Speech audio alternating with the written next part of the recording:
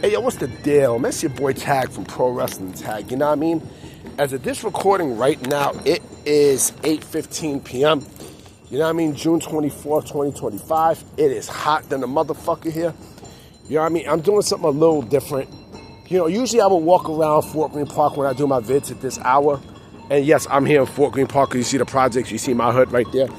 But I decided to just, to record.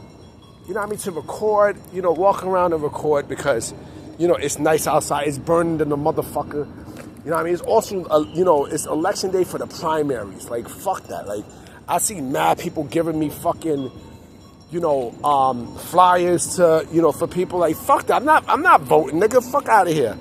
I ain't gonna vote. Vote these nuts. Fuck out of here. You crazy? But today, for this is the last video I'm doing for the day. I mean, this is the final video. I'm done. Yeah, I'm done for the day after this video. This video is going up at 11:30. But I want to talk about something that that a lot of people don't realize. You know what I mean? In terms of, one Paul Levesque, right? AKA Triple H, right?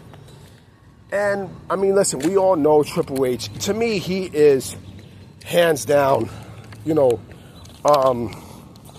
my Mount Rushmore of heels. Bar fucking none. You know what I mean? He's in my top three. But I think he's also more valuable. Like, he had a great in-ring career, but I think he became more valuable when he became an exec. You know what I mean? As a booker and also as an exec. That's when, like, he really, really, really, made his money's worth, right? But, looking back, I looked at a video from Wrestling Bios, shout out to Wrestling Bios, about the curtain call. And, we all know what happened, during that moment, right, when the fourth wall was broken publicly and such with, Shawn Michaels, Diesel, Razor, and Trips, right, Paul Levesque. And we know that, Shawn Michaels was not going to be punished. Diesel and Razor wanted to go into WCW, which basically made Triple H as the unfortunate, casualty in all this, right? But to me, this, the curtain call to me was, in my personal opinion, the greatest thing that ever happened to him. The punishment was by far the greatest thing that ever happened to him. Because if this didn't happen, right? If this clearly did not happen, then many events that took place would not have taken place. Remember, he was supposed to have been King of the Ring in '96, right? And, but that wound up going to Steve Austin, which he made, he had a, he had an early start in his success in terms of, being pushed to superstardom, right? And of course with Triple H, it took basically, a year of eating shit, for himself to learn and things like that. And listen, he took his weapons. I mean, he he ate his crow and everything. And, look at the career that he's had from there, right? To me, people could say, Shawn had a great career and, Kevin Nash and fucking, Scott Hall and such. But to me, I think Triple H might have had the best career out of all of them. Hands down. Because look at the body of work that Triple H was able to put out after that. You know what I mean?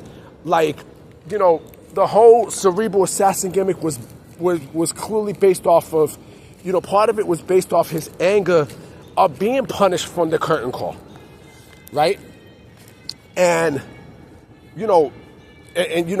him saying, fuck tradition and such, I'm going to do what I do. I'm going to take over, however I want. You know what I mean? I'm going to fuck the system up and such. And, lo and behold, look what happened.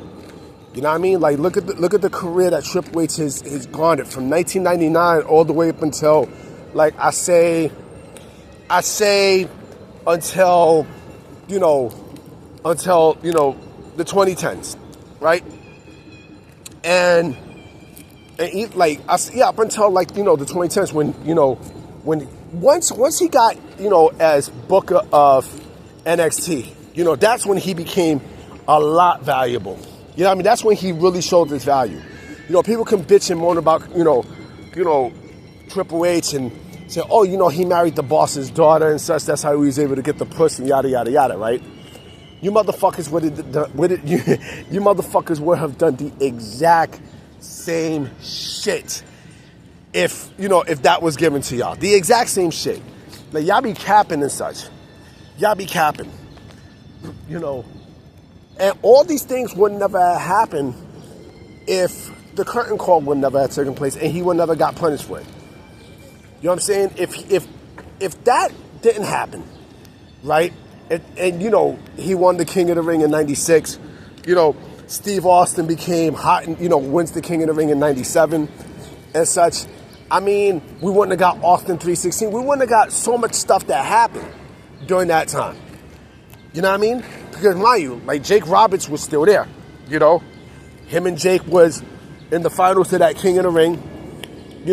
Austin beat Jake Roberts. And then the infamous, the infamous promo with the whole Austin 316 shit, wouldn't have happened if Triple H was the winner of the 1996 King of the Ring, right? Like I said before, that was a blessing in disguise. That was the greatest thing to happen in Triple H's career, period.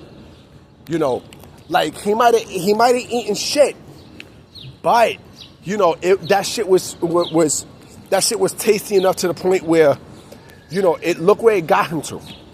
Look where the fuck it got him to, right? And again, like he was a staple of, Triple H was a staple of the Attitude Era. He was.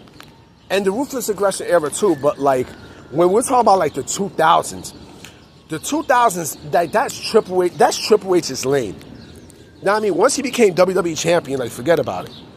Like he was the fucking man, yo. He was the man.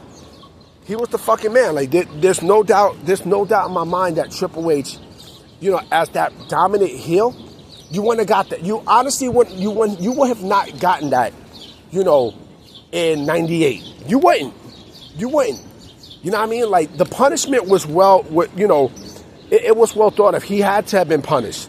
Because again, nobody knew about the curtain call. You know what I mean? Like people complain about tradition. Oh, they broke tradition. And even Steve Austin kind of like moaned on it.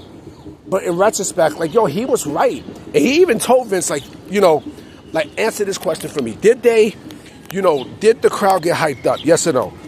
Did they get hyped up? Right? And he said yes. So he basically told them about, he basically told Vince about, how the business was going to be before then. So what we see now. Now, I mean, like, we see people hugging and all this other stuff, right? But nobody says shit to them, right? But it's the fucking indies. It's the motherfucking indies, right? But, again, that was the greatest thing that happened to Triple H. Hands down. Bar fucking none. You know what I'm saying? It was the greatest thing. It was the greatest thing that happened to his career, period. You know what I mean? Because, again, like, look at what the fuck he was able to accomplish. You know what I mean? Look at everything that he was able to accomplish during that time, right? And to get to this point, if he didn't win King of the Ring, in 97 and all this other stuff, history would be very, very, very different today. Very different today. I'm just saying.